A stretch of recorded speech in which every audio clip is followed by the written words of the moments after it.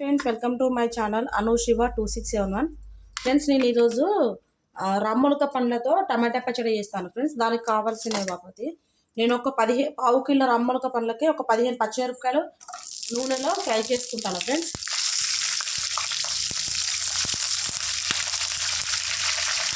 Friends ఈ విధంగా పచ్చిమిర్చి ఫ్రై చేసుకొని ఒక ప్లేట్లోకి తీసుకుందాం.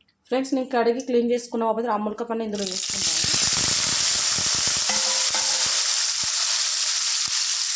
వీటిని కొద్దిసేపు మెత్తగా ఉడికించుకుందాం. టమాటాను ఒక రవ్వంతా చింతపండు వేసుకుందాం.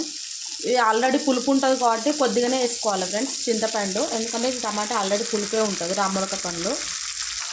ఫ్రెండ్స్ క్యాప్ పెట్టి ఒక 10 నిమిషాలు గ్యాస్ సిమ్లో ఉంచుకొని ఉడికించుకుందాం. ఫ్రెండ్స్ టమాటా ఆయిల్ పైకి తేలింది, టమాటా ఉడికింది. ఇది చల్లారించుకొని మిక్సీ పట్టుకుందాం. 2 స్పూన్స్ జీలకర్ర, వెల్లుల్లిగడ్డ పాయలు ఈ విధంగా మిక్సీ పట్టుకొని ఇందులో టమాటా వేసుకుందాం. ఫ్రెండ్స్ పచ్చడి పోపు చేసుకున్న రామ్మొలకాయ టమాటా పచ్చడి. ఫ్రెండ్స్ నేను చేసిన వీడియో మీకు నచ్చినట్టయితే నా ఛానల్ లైక్ చేసి షేర్ చేసి సబ్స్క్రైబ్ చేసుకోండి ఫ్రెండ్స్. ప్లీజ్ సపోర్ట్ చేయండి. Bye friends.